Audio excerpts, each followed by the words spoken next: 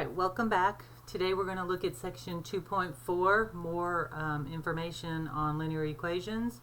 Today is on slope and different forms of linear equations. Again, all of which hopefully most of you have done plenty of times before, so this should just be a quick review for you guys. Alright, so we're going to start with the definition of slope up at the top of your notes.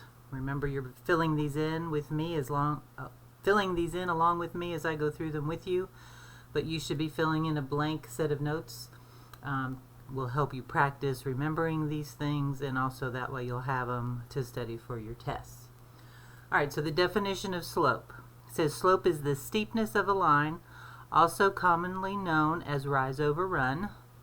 And then we can calculate the slope by dividing the change in y value between 2 points over the change in the x values. Okay, so a couple of ways that you guys all remember slope. So I'm going to put them all up here in this box for you. So first off, remember that the letter that we use for slope is lowercase m. Okay, it is a lowercase m. A capital M in math is typically used for midpoint. So we're going to use the lowercase m for slope. Okay, so that is the variable that you will see. Alright, then when you're graphing, a lot of you remember that your teachers taught you to do rise over run to plot the slope, so we'll look at that. The formula that most of you know is y2 minus y1 divided by x2 minus x1, okay, given 2 points. Alright. In terms of word problems, it's the change in y over divided by the change in x. Okay. And in calculus, if any of you are moving on to that, you will also hear this referred to as the rate of change. Okay. All of those things are slope in one form or another. They all mean the same thing. Okay. Alright, so just to begin, we're going to find the slope of a couple of lines. So we're going to just plot these points as x1, y1 and x2, y2, and then plug them into the formula. So remember that when you're doing points, especially when you have 2 points, then we would consider this point 1 and this point 2. Right? So we would kind of call this point 1 and point 2 like that, subscripts. So that means that the x and the y value in each are for the given point. So that's how you differentiate them. So this would be x of the first point, y of the first point, and then this, since this is point 2, would be x for point 2 and y for point 2. So that's how you differentiate the x's and the y's based on what point you have. Okay?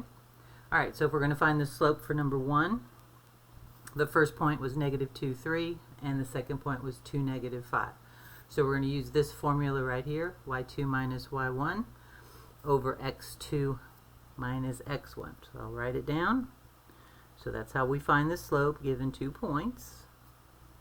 So we're going to just plug in our numbers. So y2 is negative 5 minus, and then y1 is 3, over x2, which is 2, minus, and then x1, which is negative 2.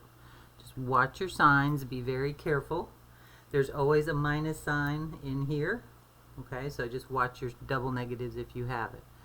So in the top we have negative 5 minus 3, which is negative 8.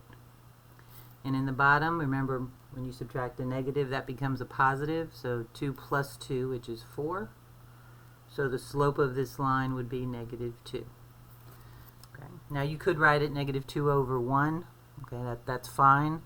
But typically, when you're just finding the slope, you just write it as a whole number. Okay? Alright. Number 2, find the slope of a line, again passing through the points. A couple of things when you start doing slope. Okay, when I look at this problem, I can see that the x's are the same. And when one of your 2 variables are the same, you're going to get 0 somewhere. So keep that in mind on these next 2 problems. Okay? Alright, so again, this is x1, y1, x2, y2. Okay? Alright, so if I'm doing the slope formula, y2 minus y1 over x2 minus x1, and I plug in these values, y2 is 1 minus y1 is negative 4.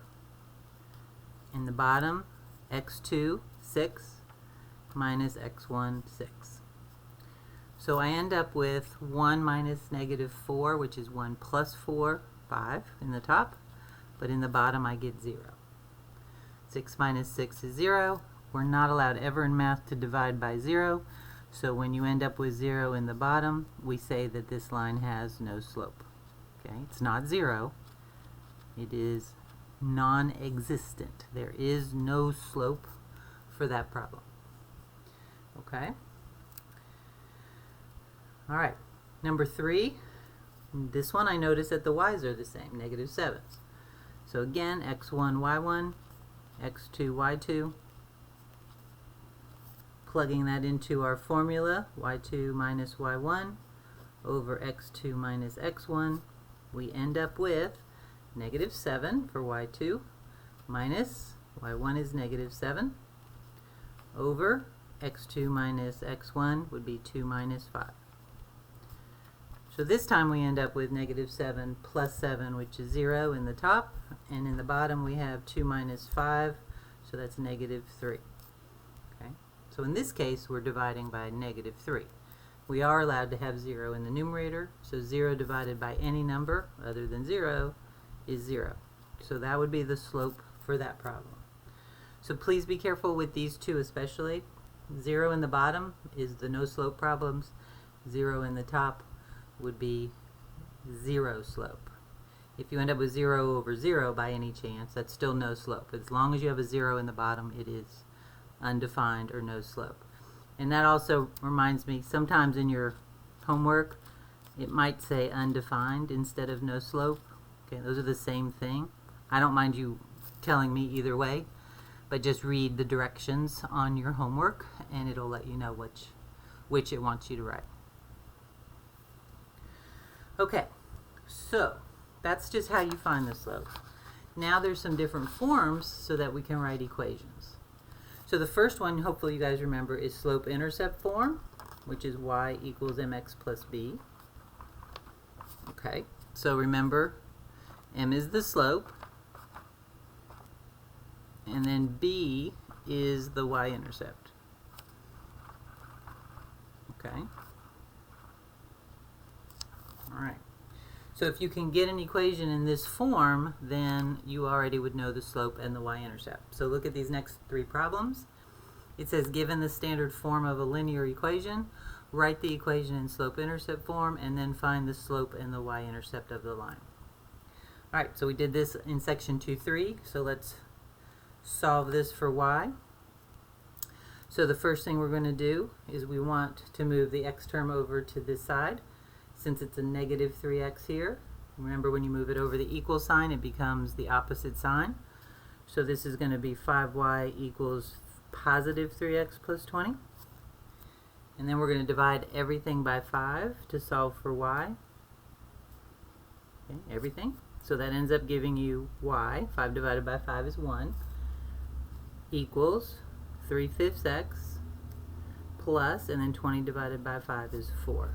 Now, you could write that as 3x over 5, but since the number in front of x is your slope, I usually always write it as a fraction and then have the x just sitting out front, or I'm sorry, behind it. Okay? So, and in this form, it's easy to kind of write your slope and your y-intercept. So now we can write that the slope is 3/5 and that the y-intercept is 4. Okay? Alright, so this is slope-intercept form. Here's your slope. Here is your y-intercept. Okay? Alright, number 5. Same thing. We're going to solve for y. So the first thing is to put the 2x over on the other side. It's positive on the left, so we're going to make it negative when we move it over. So negative 7y equals negative 2x plus 21. Notice I left the 7 negative because remember what I told you, the sign in front of the number, that's always the sign of that number. So now we're going to move that negative 7 over, so we're going to divide everything by negative 7. So negative 7 divided by negative 7 is 1, so that leaves you y. Negative 2 divided by negative 7, that's positive 2 sevenths x. And a positive 21 divided by negative 7 is negative 3. So there is your slope-intercept form. So now we know that the slope is 2 sevenths and the y-intercept is negative 3. Okay? So those are your values for those. Alright, number 6 does not have an x term, so you could think of it as 0x. Alright, so all we're going to do is divide this problem by 4. So divide both sides by 4 in number 6. So we end up with y equals negative 24 divided by a positive 4 is negative 6. So this is slope-intercept form. Okay? You could think of it as y equals 0x minus 6. That's the same thing. So I can see that the slope is 0, and then the y-intercept would be negative 6. Okay? So always remember that the slope has to be in front of the term that has x. So in this case, our slope would be 0 and our y-intercept negative 6. Okay? So there are your values for the slope and the y-intercept. Now, if it's x equals, that's a totally different problem. I think we get to those on the next page. Okay? So slope-intercept form, as long as it starts with y, then you can find the slope and the y-intercept. Okay? As long as you have a y in your problem, you can write it in this form. Okay? Alright, so let's look at page 2.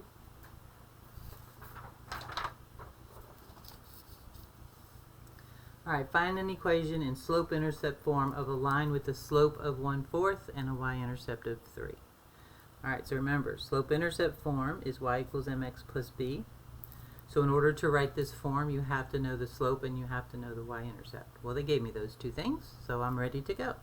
So y equals, the slope is 1/4, and the y-intercept is a positive 3.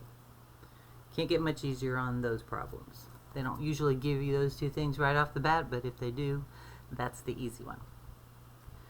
Alright, next is point-slope form. So now we're moving on to a different form. Some of you may or may not have learned this one. Okay? So point-slope form is of the form y minus y1 equals m times x minus x1. Okay, so remember on this one, m is still the slope, but x1, y1 is that point. Right, is an ordered pair. Remember I showed you on the front, x1, y1 would be 0.1. So they're only going to give you 1 point. Alright, so look at number 8. Find an equation in slope-intercept form of a line with the slope of 2/3 and passing through the point -1, -4. So here's your x1, y1. They only gave you 1 point, so there's 0.1. But they want me to write the answer in slope-intercept form. Okay, but in order to start with slope-intercept form, I'd have to have the y-intercept, which I do not have. So we're going to start with this form and then write it in slope-intercept form. Okay, so we're going to start with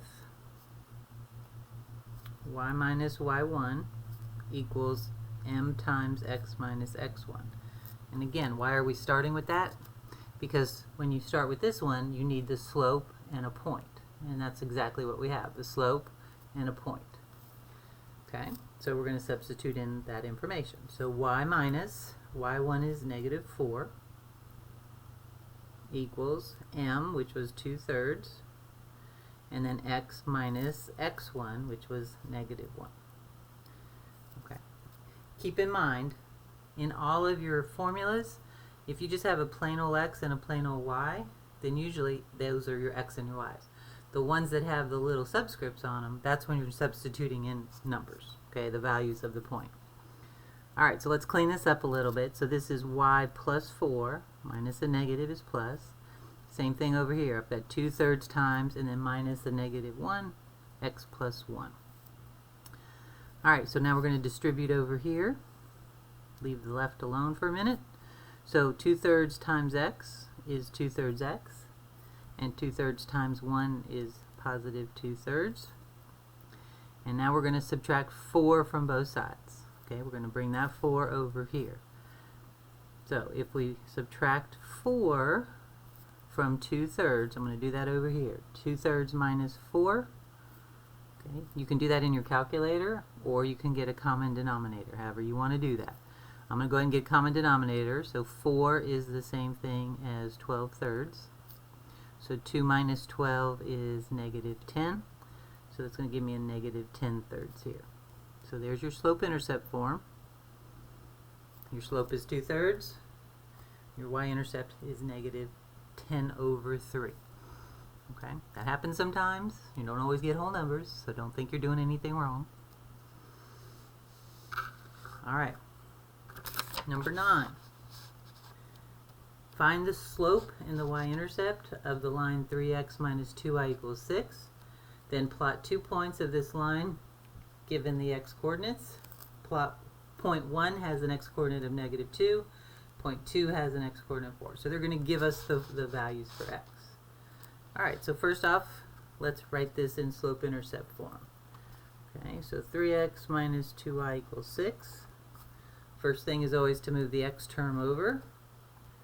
So it's going to become -3x when we move it to the right-hand side. And then we're going to divide everything by -2. So we end up with y equals a positive 3/2 x. Negative over negative is positive. 6 divided by -2 would be -3. So it says find the slope in the y-intercept. So the slope we now know is 3/2. The y-intercept is -3. Okay, so there's our first part of it.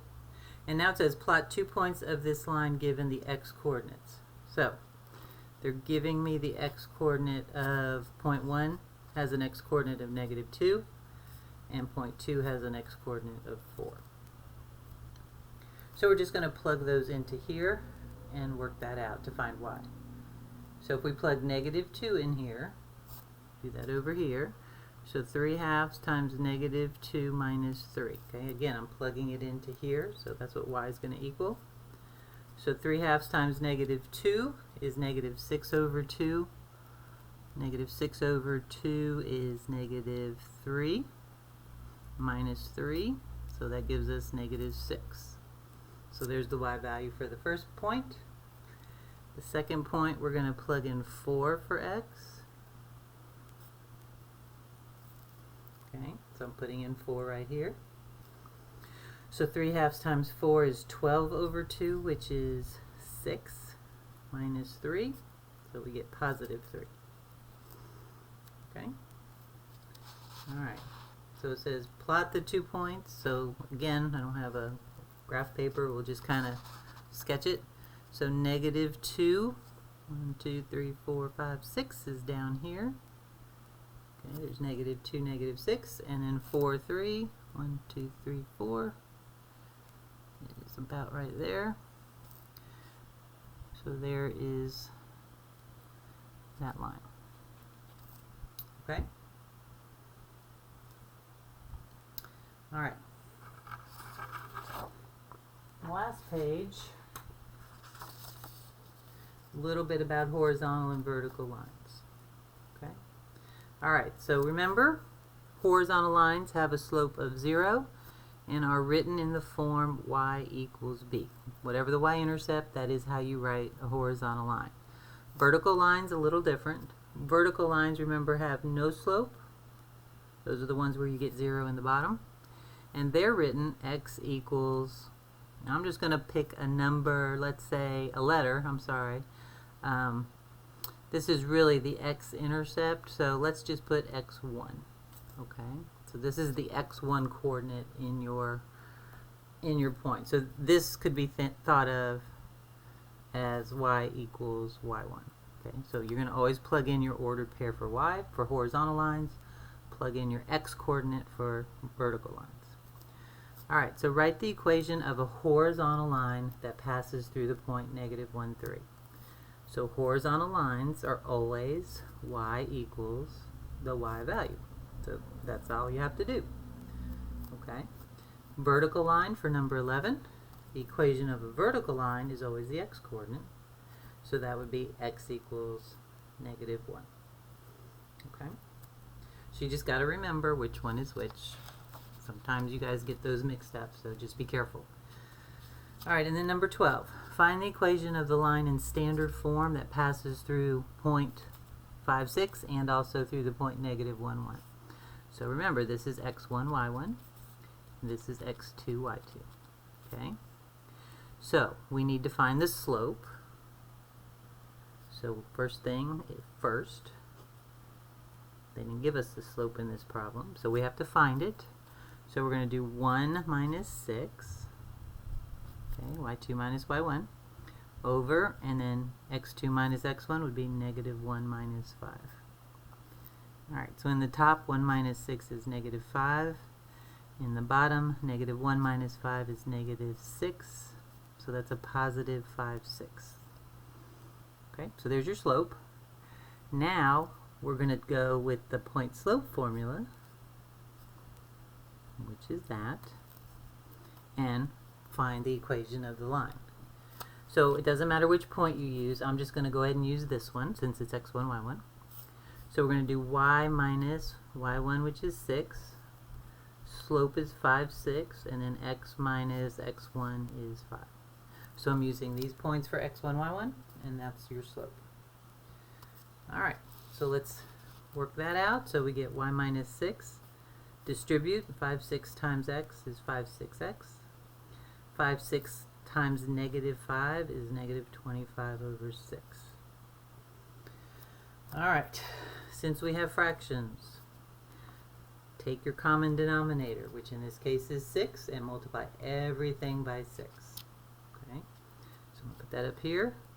So 6 times y is 6y. 6 times negative 6 is negative 36. And then these 6's are going to cancel out. So 6 times 5/6 is 5x. 6 times negative 25/6, negative 25. Alright, so standard form. First thing is we're going to move this 36 over to this side. So it's negative over here. So when I bring it over here, it's going to become positive. Do that on your calculator or in your head. Negative 25 plus 36. That's a positive 11. Okay. And then I've got to move the 5x back to this side for standard form. So we're going to subtract it. Negative 5x plus 6y equals 11. And lastly, can't have a negative a for standard form, so we're going to multiply everything by negative 1. So we end up with 5x minus 6y equals negative 11. So there's your standard form. So that problem number 12, that's probably the longest of the problems you'll have, where they don't really give you any information other than the points, so you have to find pretty much everything. Okay? Alright, and then we have one word problem down at the bottom. This one is just making sure you understand what the slope and the y-intercept represent in real life. So it says a bottle manufacturer has determined that the total cost, which is C, in dollars of producing X bottles is this formula right here. So I'm going to write it down here. C equals 0.55x plus 1,500. Now remember, this is to manufacture bottles. So here's your slope, and here's your y-intercept. Okay? So the first question is, what does the 1,500 represent? Well, the y-intercept is 1,500. And remember what that means. The y-intercept would be the point 0, 1,500. And remember that x is how many bottles.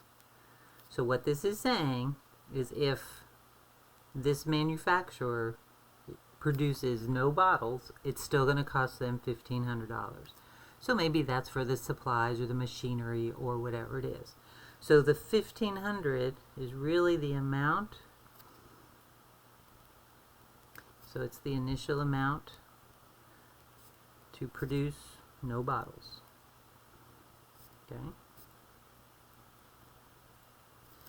So basically, they're going to have to pay that no matter what.